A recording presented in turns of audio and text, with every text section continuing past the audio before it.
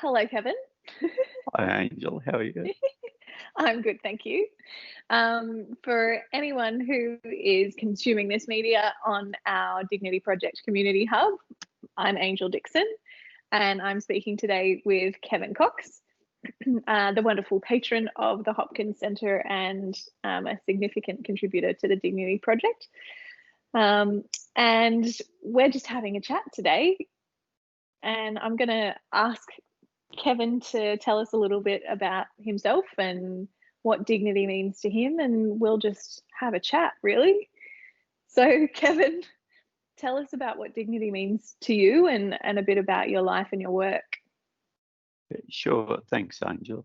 Well, I suppose if I start from a human rights perspective, dignity is an important principle that's linked from the UN Charter, and it's linked to the levels of how people are treated as a human being in all contexts of their life. And so, and in the context of for people with disabilities, dignity recognises that discrimination in any form against any person on the basis of a disability is a violation of the inherent dignity and worth of the human person. And so, what does that mean for me, and probably in just layman's terms? Well, I had a rugby league accident in 1981.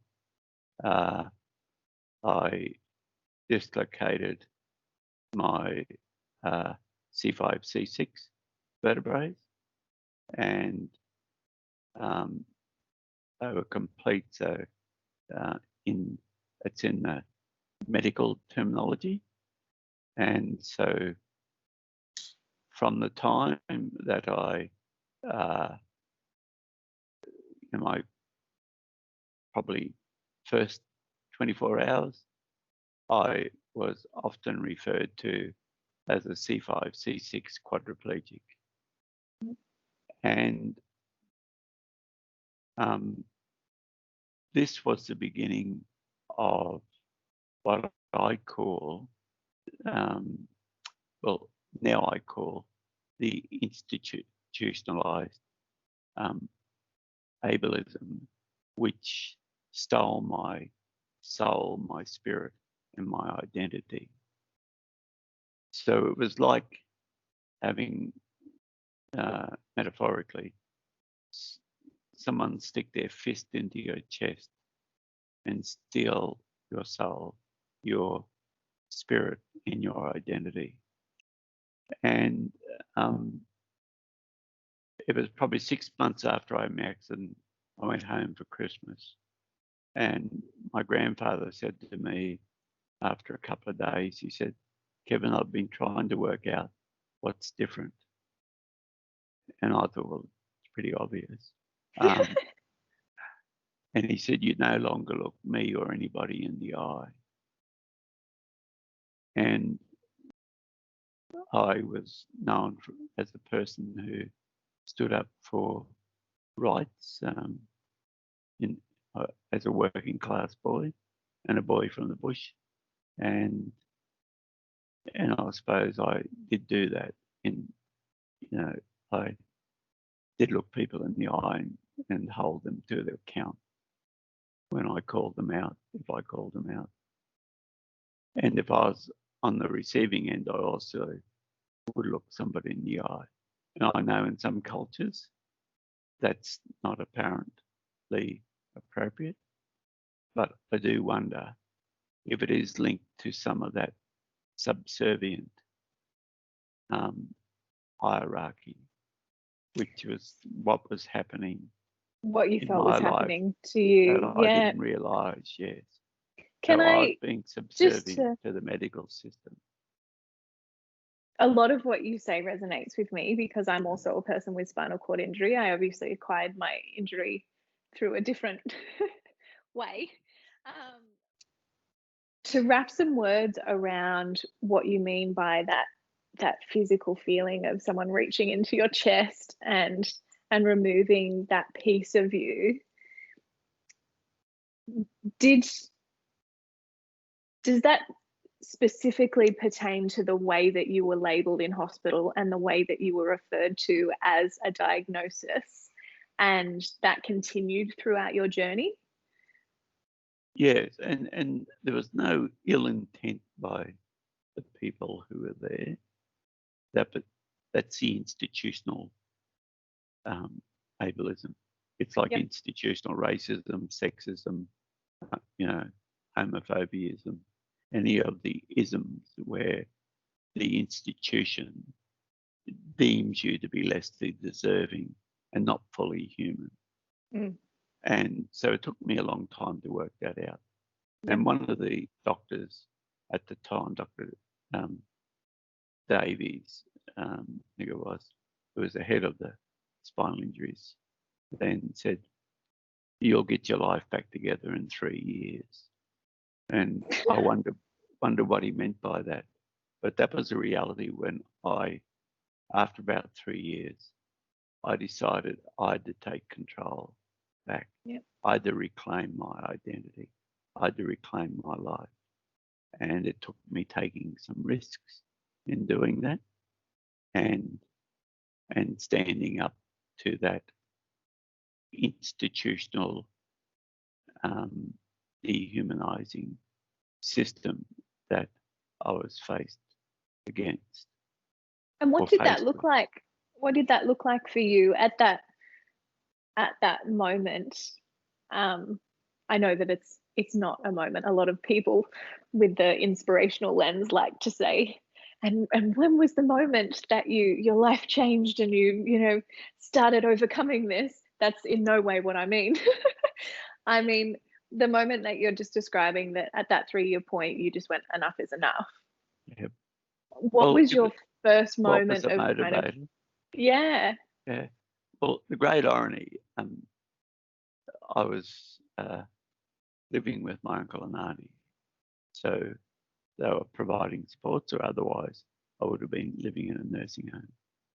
And we shared a small property and at the base of the Bunya Mountains, and we used to get videos.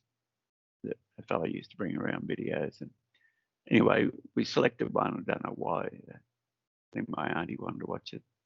It had Mickey Rooney in it, and he played a character, a young man with intellectual disability, and it was a very empowering story. And what I remember, he used to work as helped a cleaner. He's offsider in a school, but his life was a full life, a life that people respected him.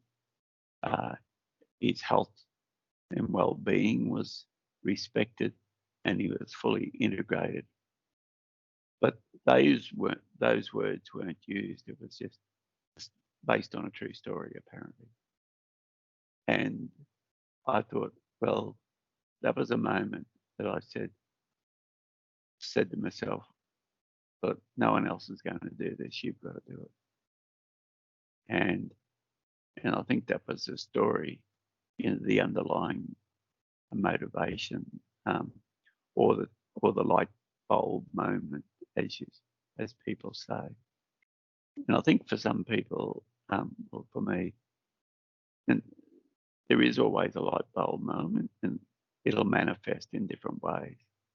Sadly, for some people, that moment never happens.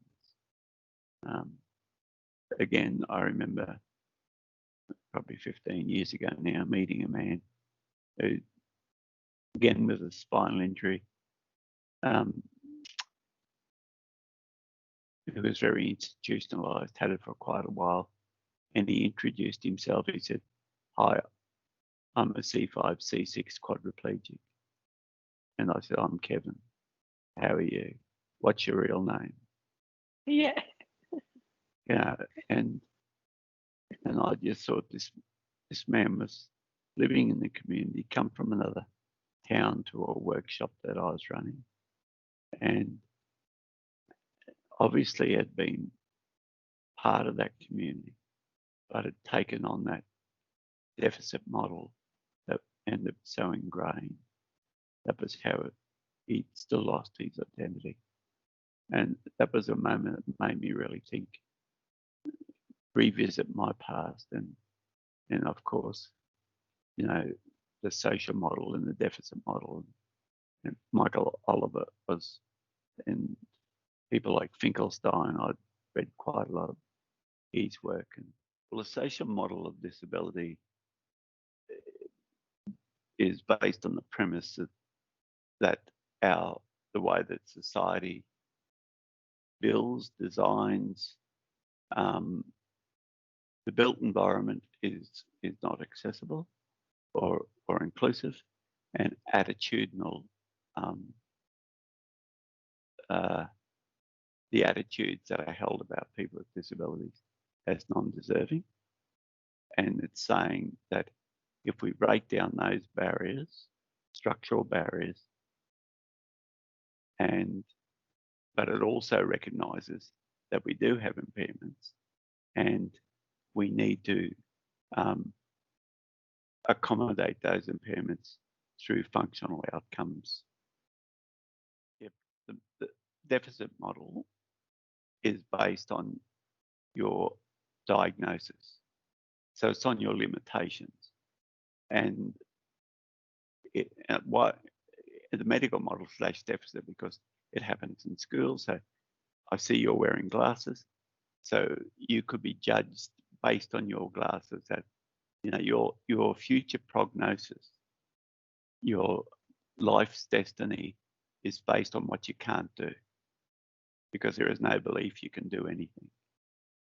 And as we talked about with gender or other, when you're being othered, that is the deficit model. You're rejected for who you are, and you are a burden on society and undeserving of full citizenship. And if you try to be normal, then you might be deserving of conditional citizenship. And it all just, you know, I relived it again and understood the notion of, to be able to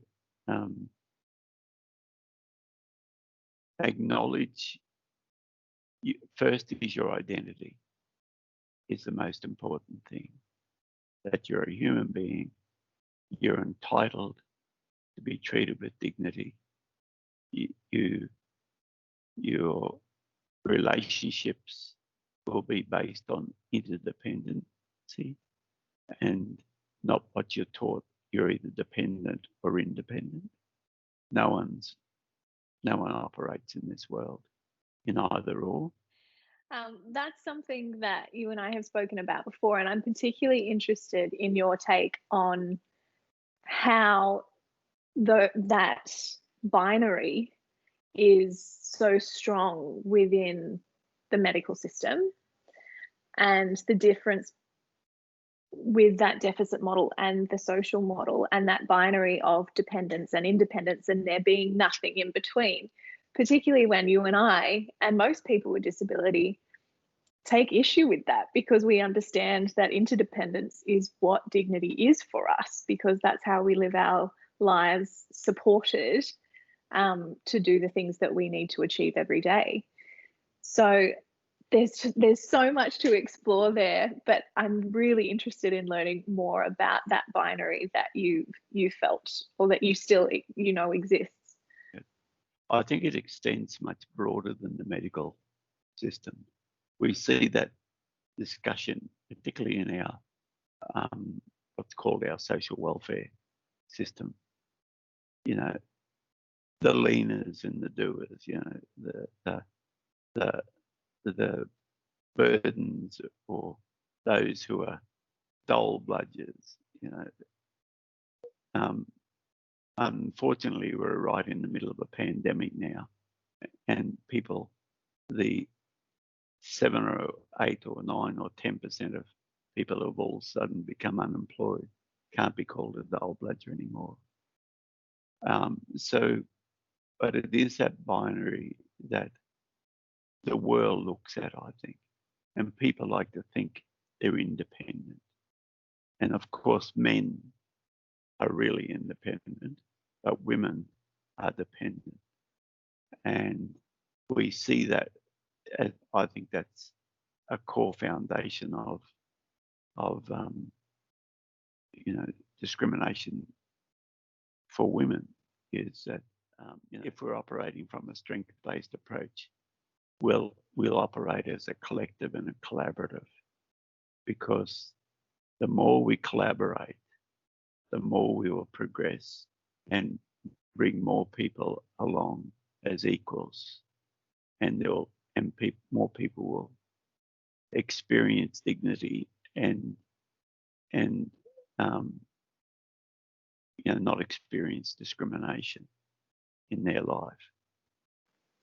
I can't say we can eliminate discrimination, because in some ways we're hardwired to discriminate, and that's when our knuckles used to be a bit closer to the ground, and and some of that was about life and death decisions. But nowadays scientists say we hold 11 million pieces of information, but our brains can only sort of process 40 or 50 pieces at once. So we build stereotypes, and people with disability are a stereotype. Our lives are based on stereotypes and mythologies, which are all dehumanizing. I hear you. There's so much to dig into there. Yeah. I think one of the areas that you were talking about just then is that collaboration piece, and that's something that we're working on a lot with the Dignity Project, and the important part of this research is co-design, and not only co-designing the research, but then trying to come up with a way to help other people understand the importance and how to include people with disability in the design of their services, products, you name it, anything. And not necessarily just products and things for people with disability, but just for all people, because we are human beings first. And so this co-design piece is really important, and I'd love to hear more about your thoughts on co-design and some of your experience with it. Yeah. Well, co-design, I think, is, it's critical if we're going to be building an inclusive society. So we hear about inclusive education, inclusive workforces, but it's more talked about in the context of diversity, and so and to me, there's a couple of bumper stickers I probably pinched from somewhere, but diversity is about counting people, and inclusiveness is about making people count. And unless you have inclusiveness, you'll never make diversity work. When you read a lot of the literature about co-design processes, that will be the story. The best possible outcome at that time will be achieved to make it most functional for as many people as possible. Mm. And it's linked to accessibility. And we've got an aging population. I think by 2030, 15% of the population will be over 65 and have some form of impairment, whether it be mobility, cognitive, or sensory. And by the time 2050 comes, that'll be, I forget now, it might be 25%. So if we counted today and said 15%, 20% people with disability, and the literature says 8% of the general population benefit from accessibility. So it's parents with prams or young children, somebody with a broken leg, bad back, hidden disability, or travellers or couriers who have to push stuff up and down ramps or lifts. So when you add them up, that means 42% of the current population today benefits from accessibility. Yet our governments do not want to regulate universal design in housing, accommodation, and we know from recent research, tourism, disability accessible tourism market in Australia is worth more than the Chinese tourism market pre-pandemic. But the problem is there's not enough accessible accommodation. I think one of the things that I hear a lot, mostly in online environments, working with tech people, but I have heard it in other places as well, with when I consult or even just conversely, people talking about universal design and this idea of competing needs. And I would love to hear your take on that as well. Yeah, that's just an excuse. They're lazy. If you adhere to the principles of universal design, you'll be inclusive of everyone. What they they need to understand the why. And I don't think we're always accomplished at the telling of the why it's needed. Just recently, like having an Auslan interpreter, we're trying to make that a active and systemic application in TMR when we do videos. It's not always possible because right at the moment, as we know, there's a shortage of Auslan interpreters, and to get a quick turnaround on a video is very difficult because of that shortage. And there's only one supplier at the moment. But where we can have notice, we can do that. And I was asked, why do we need an Auslan interpreter when there's captioning? And I said, well, if you're born deaf, you might understand some English. You may not, you may be totally illiterate, but you're 100% Auslan literate.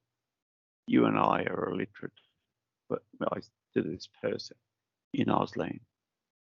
Now, Auslan is a very expressive and has many more words than the English language or descriptors.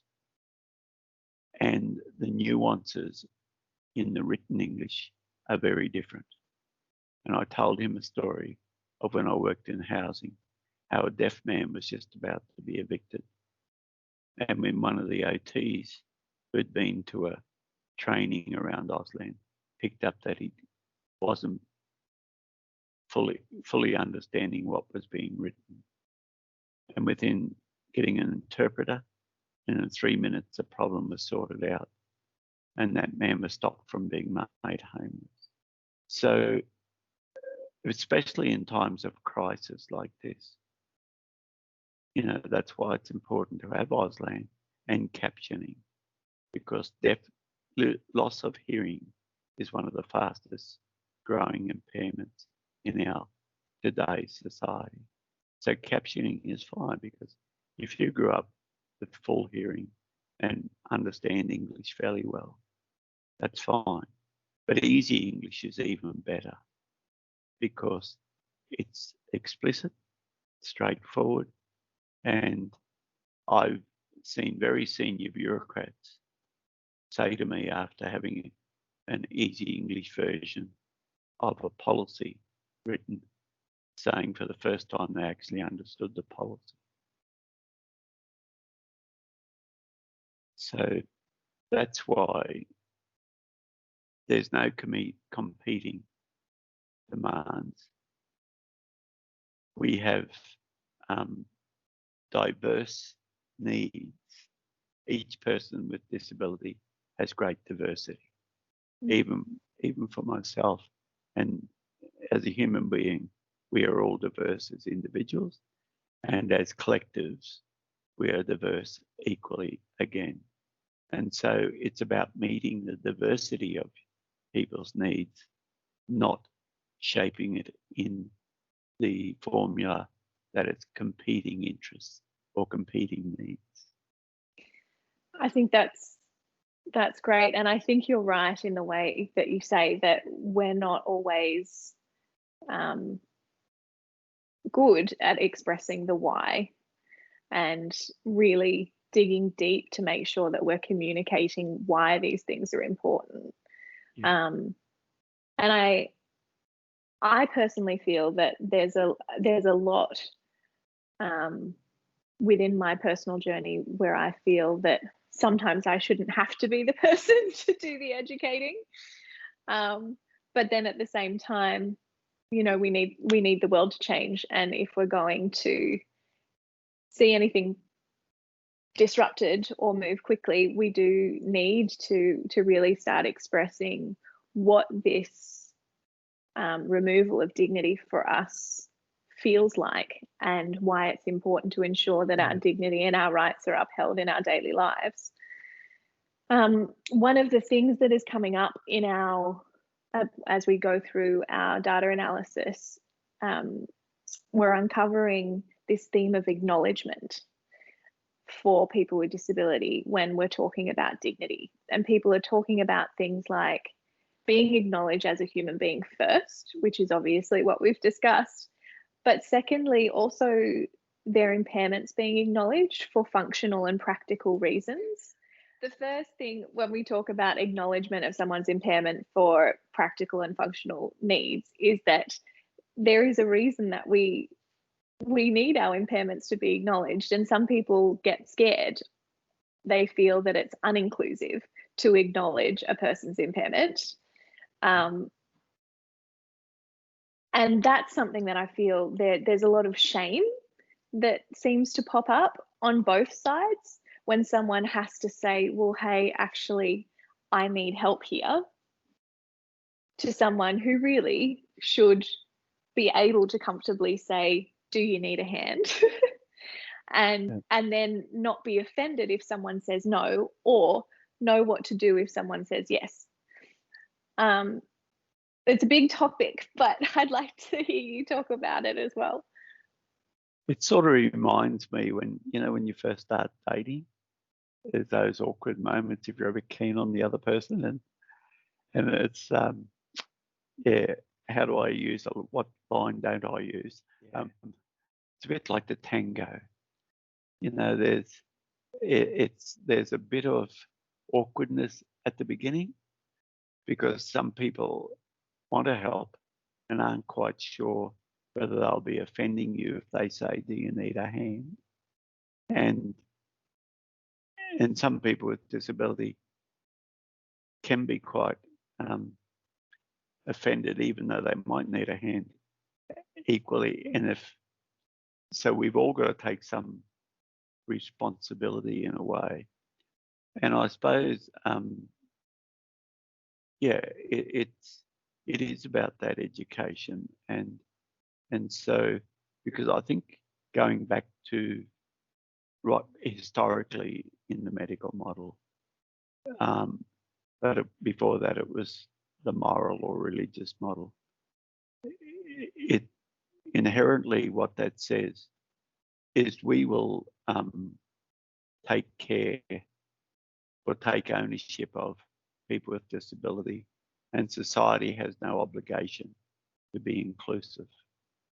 So that was the ultimate permission of rejection of people with disabilities. And that hangs over still today, culturally and socially. I remember when I first started in the advocacy movement,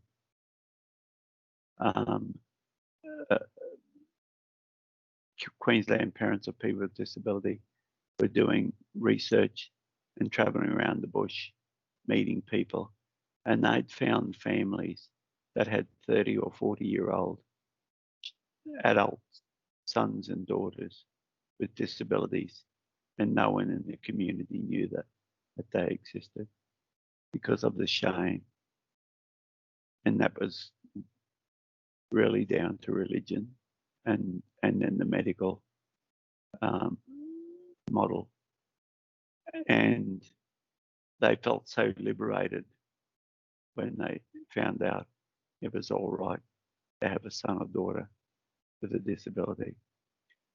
And so, and that's still predominant in cultures, particularly cultures. You can imagine what would happen then if they themselves became a person with disability. Like, oh, exactly. But, you know, they were in the bush and they were isolated often. And maybe one or two close friends knew, but it was all, you know, hidden. But that's still apparent in cultures today. And from people I worked in the advocacy, particularly in the non-English speaking background, are called advocacy area. They were running, that was one of their biggest barriers, were families who believed that because it was still very inherently part of that culture. And so I'm not judging anybody because that's that broader systemic loss of dignity. You know, I think not that only that's something that has popped up through this project as well, is that there's a real conditioning that pops up for people, and it pops up in every facet of life and in really unexpected ways. And this conditioning of the historical stuff that we've had going on as human beings, but even moving into modern times, when we start talking about therapy, or we start talking about the medical model and even how that exists like in a more contemporary way right now, the conditioning is still really strong and it's still there. And it's a challenge because everyone is at different places at different times. And so how can we bring everyone along for the journey when we're all on different levels of understanding of this stuff? How do we express that why, and how do we bring everyone along? Do you have any tips? Well, I think it's about, well, you know, the user, well-known song from Small Things, Big Things Grow. And what the Hopkins Centre is doing in the Dignity Project is beginning that conversation in the heart of a medical model. Not that the Hopkins Centre operates from a medical model, but it's in that institution of, you know, the academia is an institution, and academics are the experts, and people with lived experience are the subjects. Whereas the Hopkins Centre is saying, no, people with lived experience have an equivalent level of expertise. It comes from a different source of knowledge, and it gives them a different source of power and legitimacy than you as an academic. And as an academic, what were you schooled on? What was your source of information? And what do you place as your source of legitimacy? And these are going to be some difficult conversations that we need to have with the academia and in what they're teaching their students. And just because I'm a person with a disability and lived experience doesn't mean all of my views are correct. You know, I've been known to be wrong on one occasion. Oh, have you? Have you really? Yeah, just one a week, or maybe one an hour. But you know, it's But that's the whole point of the co-design piece. That's the whole point of universal design, and the whole piece of making sure that we understand that there's diversity with impairment as well. And not even just diversity with impairment, but diversity with people with disability on all levels. That's right. We're all intersectional beings. And my experience is I may have the same diagnosis as you, and we may have shared experiences through symptoms or through characteristics of our diagnosis, but as human beings, we're entirely different. And I'm intersectional and you're intersectional, and we have our own perspectives, and we bring that to the table when we're talking about creating research or anything. That's right. Like, it ranges from your sexuality to your political belief, through to your religious belief or not, or spirituality, your whether we're racist or our unconscious biases. Yeah. All of the things that have shaped us, whether from the day we were born, will make us diverse, and that's a great thing, I think, because there's a great quote by a man called George Day, who's an academic in Canada. He's an African Canadian, and he's about inclusion, both for people with disabilities and on race. And he says inclusion is not about bringing people into what already exists. It's about creating new and better spaces for everyone. And to me, that's, is a brilliant concept that we have to struggle with, because one of my traits is being pragmatic. If I see an opportunity, I'll go for it, maybe not bring everyone along at the same time. And sometimes that works out well, and other times it wasn't a great idea, even though it may have accomplished what we wanted, or what I wanted. Yeah, I was going to say what you wanted. Yeah. But can I ask then, are we allowed to talk a little bit about your work at TMR? Yep. So your role at TMR, or can you introduce your role at TMR and talk a little bit about what you feel you bring to the role and how you're shaking things up? Yep. TMR is Transport and Main Roads. So it's it has a whole range of goods, service, products, and information. So it's from your building roads, buses, providing transport nodes, buses, trains, and building roads and other infrastructure, rest stops, licensing, all of those other pieces of regulation, customer service centres that we need to visit every now and then, or hopefully we're getting better online as well. So it's a very big beast, and it has nearly 9,000 employees.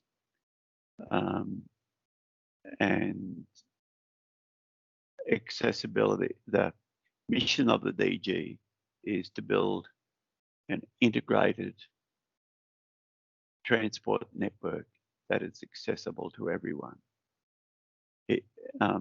His name is Neil Scales, and he comes from Mersey, and he ran their transport area. He's done a lot of work in transport, and he employed a fellow I assume he had a spinal injury by the sounds, and to help him make the Mersey transport network more accessible. And if you ever want to go a ride on a U-boat, there's an accessible U-boat in Mersey. So, but Neil takes great pride in telling that story.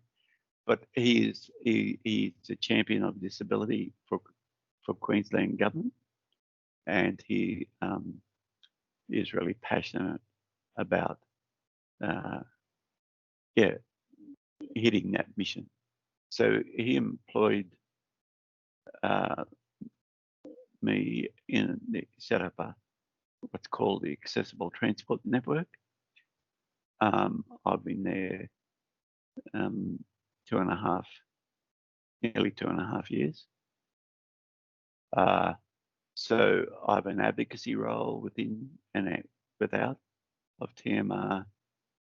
We have technical, etc. So we've got 3 or 4 major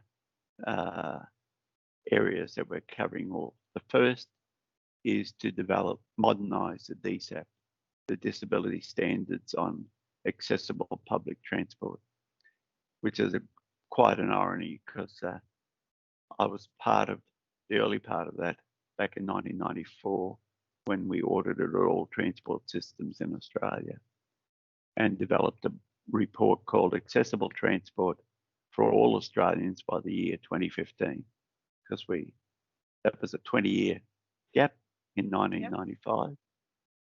Yep. The DSAP was written in 95, didn't come into law until 2002, and it had a life of 20 years.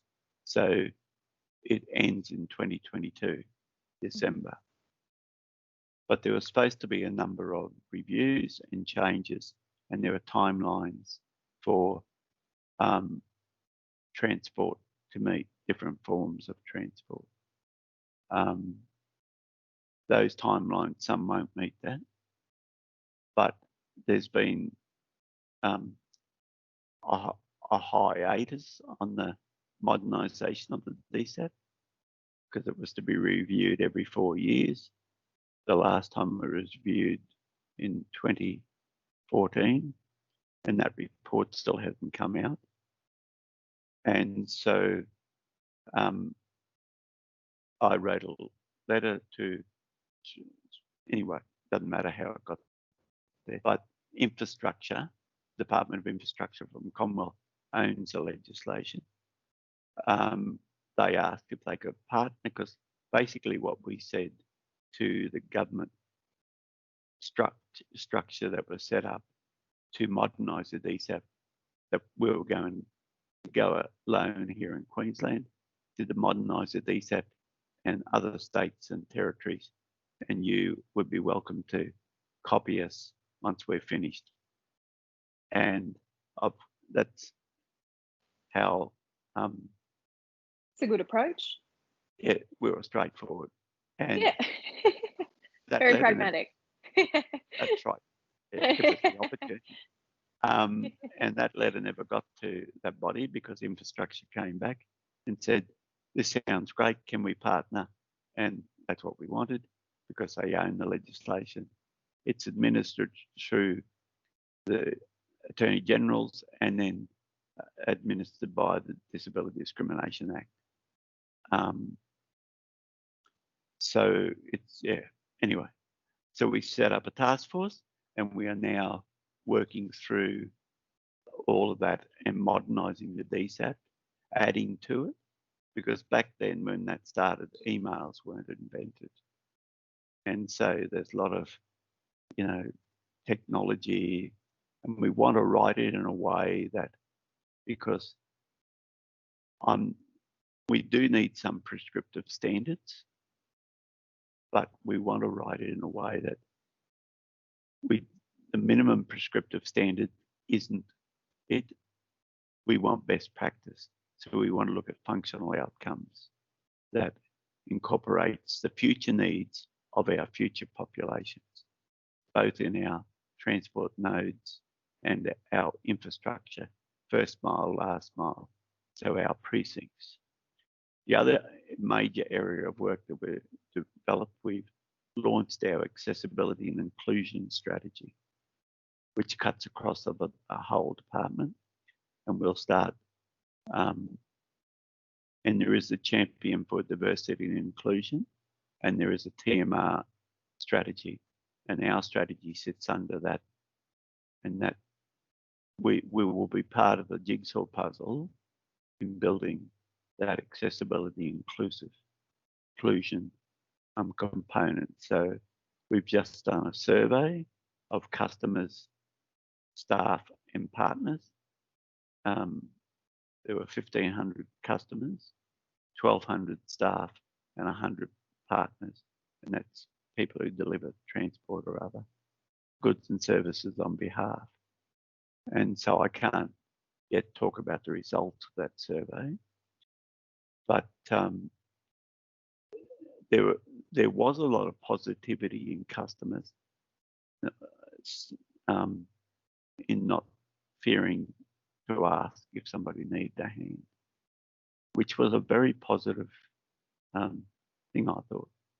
So it obviously, and then we've got a communication strategy that will fit alongside that in communicating with the general public. And we hope to launch that on December 3rd. And there's a lot of other work that goes on. We're providing a lot of technical advice for the Cross River Rail. So in greenfield and brownfield sites, and what that means, greenfield is where there's nothing, brownfield where there is something but it'll be blown up. And we hope to have we're operating from a universal design principles in those sites. So, you know, hopefully we will have some of world's best practice in some of those sites. So like the Albert Street station and maybe the Roma Street station. That's exciting. Yeah. So that's really exciting. Yeah. You actually being involved in that initial project 20 years ago and starting those prescriptive or working through those prescriptive standards, but also how that connects to your activism throughout your life. So you have had quite an impact on the world in your time here, and that fundamental of dignity that we spoke about in the beginning that activated this in you, how has that, I mean, listening to you, I feel that has been a foundation of all of your work. Obviously you may feel differently, but you've really kept strong values throughout your activism and your work. And I'd just love to hear about how you feel you've made an impact, if you feel you've made an impact, if you're happy with the changes that you've seen throughout your journey, and what else we need to do. Yeah. Well, I think, Angel, the first thing that really started my activism was when I was studying and the Rocky Horror Picture Show was going to the Lyric Theatre.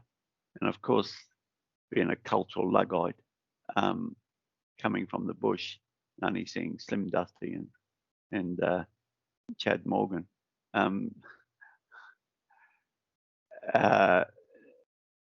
did listen to a bit of rock and roll, but I'm an organizer, and so I said to a few of my fellow colleagues, who wants to go and see the Rocky Horror Picture Show? And about 10 of us were going, and this was 1988 or 7. Anyway, I rang up the Lyric Theatre, organised the bookings, and I just happened to say, "Do you have a wheelchair car park?" And they said, "Somebody in a wheelchair?" And I said, "Yeah, I am." And they said, "Oh, you can't sit with your friends. You've got to sit up with the back with one other person." And I said, "No, I don't. I don't need your help.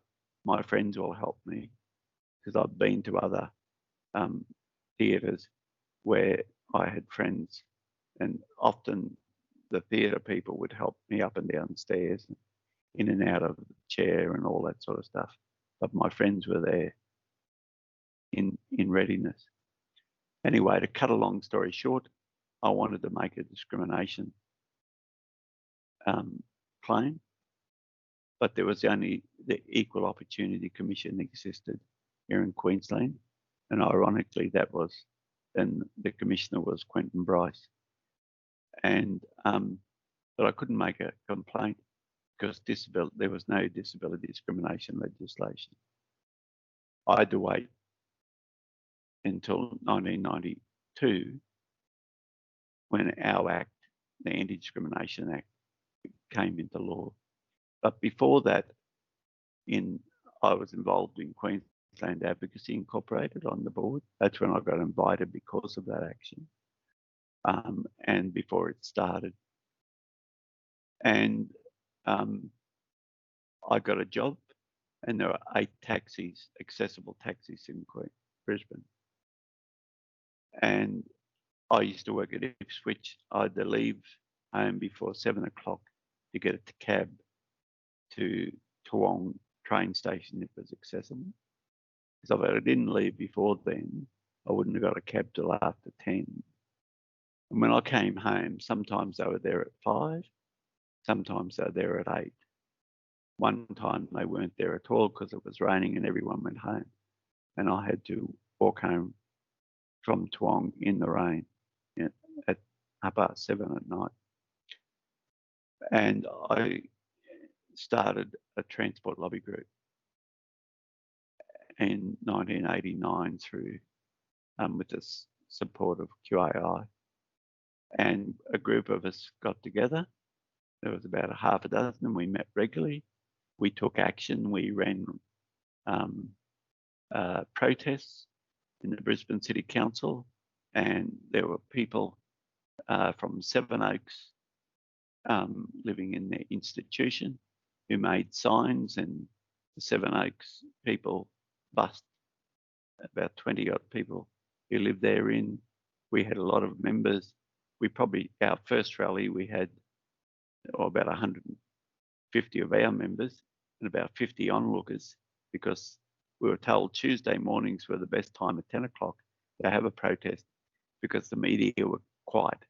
And on that day, we had the 4 television stations and a number of radio stations and all the anchor men, because there were no anchor women back in 1990, protesting out the side of the Brisbane City Hall.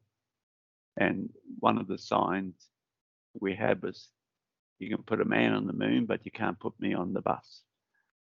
And so we were the number 1 or 2 story that night on TV. And we all rang each other and were very excited. And then I thought of the people who came from Sevenoaks. I wondered whether they even saw the news that night. And they didn't have an opportunity to choose where they were living, who they may have shared a room with, and who helped them, assist them to go to bed. And that dawned on me heavily in the sense of about people having choice and control in their life. And so I was on the Disability Advisory Council of Australia, and over a Scotch in Adelaide Hilton, after a meeting, a few of us started talking about transport. And that's where the idea come from. And a good friend, now deceased, Angus Downey, who was a journalist, and I believe the inaugural Young Australian of the Year in 1965. He had his accident after he became a journalist and become a para. But he was in a chair, and Angus was voted Australian Journalist of the Year in 1972 and went to America for 12 months. So he was a political animal, and he taught me so much. But he authored the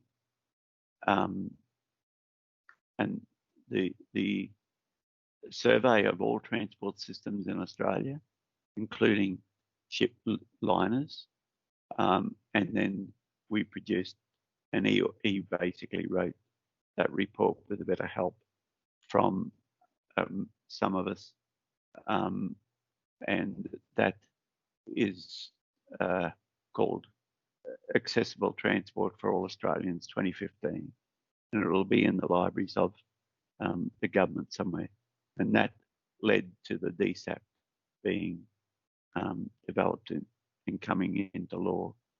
So the other major area was the convention centre, because in 1992 that was being planned. There was consultation.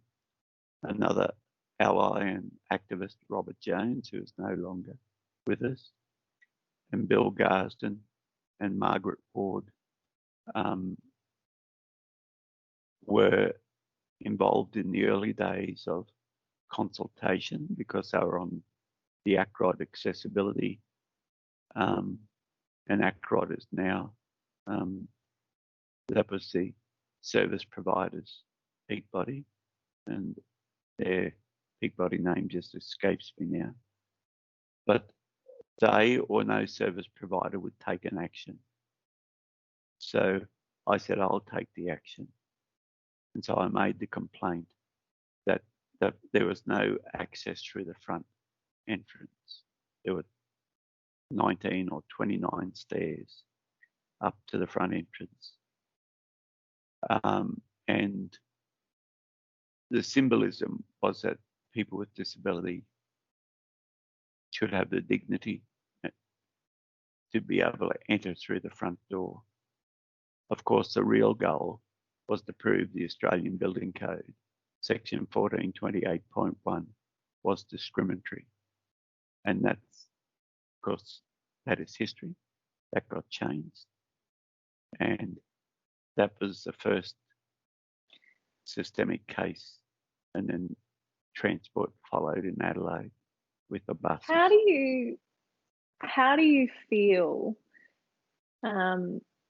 when these laws, when you do all this work to activate this change within the laws, because that's what's needed and that's where we have to start? How do you feel the uptake is and the implementation of actually carrying out what is now said in those laws, or what has been changed in those laws? Do you feel that it's immediately effective? Do you feel that it takes even greater education to actually start to embed it as a culture? In what it does is governments then respond typically by setting up working groups on how to work around it, and so does the industry. And so this is where the concept of competing demands and limited resources arise. And those with the power will defend their position as competing demands and lack of resources, and basically you're not important. They don't say that, but that's what they're saying. And they're so short-sighted in understanding the need for accessibility and inclusion. When you think not only around people with disabilities, but in Queensland we have, I think, over 200 cultures, different cultures that speak different languages, and they're all contributing to our taxes and to the way that Queensland has evolved, and Australia for that matter. And so, and we can see in the pandemic that, to be quite frank, it's not surprising that in aged care what has happened. And they weren't even mentioning the number of people with disabilities. and where people live in group homes or what I still call institutions, in hostels or other government-run institutions. Still, I suggest they'll be locked away in isolation. And it's interesting that you bring that up, particularly in this part of the discussion. I'm the sibling of a person with disability who lives in a group home, and at the moment, he, as much as I don't love using the word vulnerable, but he is the most vulnerable of vulnerable and is the most isolated of any of us at the moment, and he doesn't understand why. yeah. And it's heart-wrenching as a family member. It's terrifying as a family member. And to know or to be uncertain of the care that my brother is receiving at the moment, or the support that he's receiving on a daily basis or an hour-to-hour basis. Is he being stimulated? Are his needs being met? And for us to not know is just, it's terrible. That's right. And I've worked with people with quite severe cognitive impairments, very limited, if any, language, but body language. 70% of our language is non-verbal, and the government and service providers have labelled people as having behavioural problems. But to me, that is people saying, I don't like what's happening to me, and I don't like being rejected. I don't like being abused, and I don't like my life. I don't like living life without dignity. We haven't found those right pieces of dignity to be able to support people to feel like whole and equal human beings in their own homes. That's right. And to do that, it takes a lot of work. It takes a lot of work, and the family, and there's a concept called circle of friends. And I was involved in one supporting, because I was a service provider as well, and that's another story, that set up a service back in the late 80s that was run by the people who used it. And we had people who had PhDs through to people who had some of the most significant disabilities, multiple disabilities. And but through those circle of friends where people came around that family and that person, but particularly around the person, all of a sudden you saw people grow because they were being treated with dignity, and it wasn't left just to the family to fight for their basic fundamentals in life, let alone fight to have a full and holistic life with dignity. And that's the thing, it really takes away that element of being able to be a mum or being able to be a sister. Yeah. Because, or, you know, a brother, a whoever, whatever you are to that individual, you don't get to just be that. You do have to be an advocate for this person, because there is no one else. And we can't trust our systems. We just can't trust them. And it's devastating. It is. And not everyone's fortunate enough to be able to set up a circle. It takes a lot of work to maintain. But when it does work, it works brilliantly. And okay, I have to let you go. We've covered a lot. Was there anything else that you wanted to cover? Thank you so much for going a little bit over. We just I wanted to capture some of that additional stuff that you were saying. So I'm sorry that I've eaten into some more of your time. That's okay. I'm sure you can cut out a lot of crap. Yeah, but no, thanks, Angela. It's good.